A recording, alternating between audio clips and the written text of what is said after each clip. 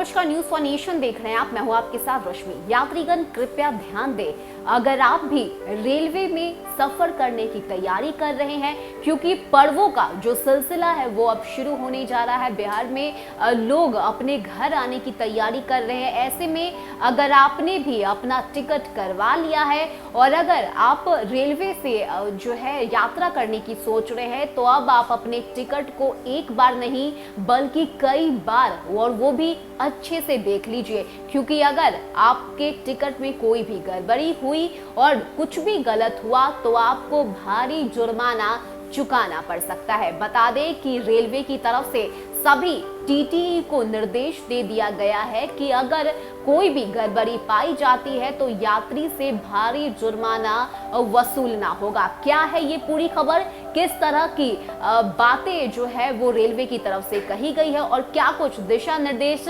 TTE के लिए दिए गए हैं, किस तरह से आपके जेब को काटने की तैयारी जो है वो रेलवे की तरफ से की गई है, इससे जुड़ी सारी जानकारी आपको देते हैं। कोविड काल में अपना राजस्व बढ़ाने के लिए रेलवे ने कई तरह के बदलाव किए हैं। अब त्योहार नजदीक आते ही टिकट चेकिंग का बड़ा अभियान चलाकर जुर्माना वसूलने की योजना बनाई गई है। इसमें हर टीटीई को एक टारगेट दे दिया गया है। ऐसे में केवल टिकट लेकर चलने से ही आप जुर्माना से नहीं बच पाएंगे, बल्कि आपके पास सही ट्रेन के लिए सही टिकट और इसके अलावा एक वैध फोटो पहचान पत्र भी होना बेहद जरूरी है। इसमें जरा सी चूक होने पर टीटीई आपसे जुर्माना वसूलने से नहीं चूकेंगे। बगैर टिकट यात्रियों पर नकेल कसने के लिए दानापुर रेल मंडल की ओर से टिकट जांच में सख्ती करने का निर्देश दिया गया है। जुर्माना से बचने के लिए आगे कई अहम उपाय हम आपको बताने जा रहे हैं। बता दें कि मंडल मुख्यालय की ओर से टिकट निरीक्षकों को प्रतिदिन कम से कम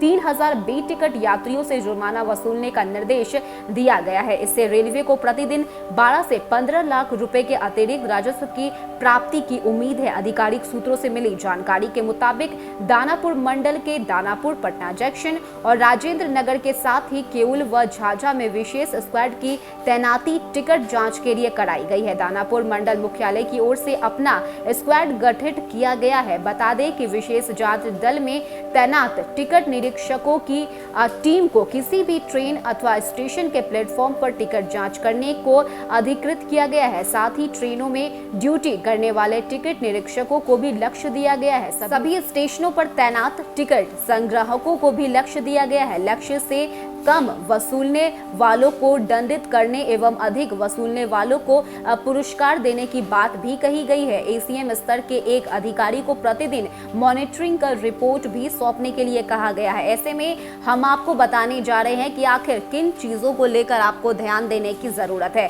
फिलहाल केवल स्पेशल ट्रेनों का संचालन किया जा रहा है। ऐसे में ट्रेनों के किराए में इसके अनुसार भिन्नता है। लंबी दूरी की ट्रेनों में बिना रिजर्वेशन यात्रा नहीं कर सकते। ऐसे ट्रेनों के जनरल कोच में भी यात्रा के लिए पहले से आरक्षण कराना जरूरी होगा। वेटिंग टिकट नहीं है मान्य। ऐसे में वेटिंग टिकट पर यात्रा करने पर आपको बी टिकट ही माना जाएगा। आरएसी या कंफर्म बर्थ वाले ही रिजर्वेशन वाले कोच में सवार होकर आप अपनी यात्रा करें।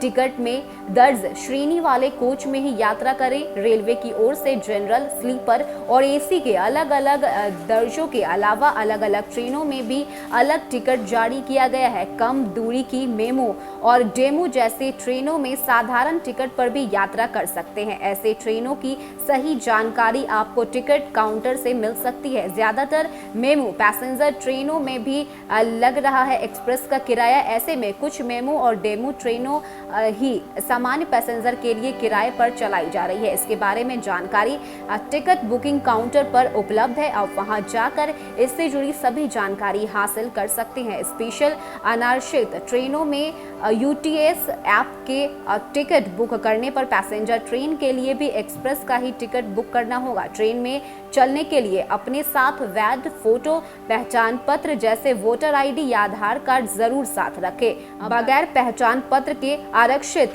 कोच में यात्रा कर रहे यात्री को बे टिकट माना जाएगा। ऐसे में जरूरी है कि हमने आपको जो कुछ भी इस वीडियो में बताया है इसका आप खास ख्याल रखें और तभी आप अपने टिकट को बुक करवाएं और यात्रा करें।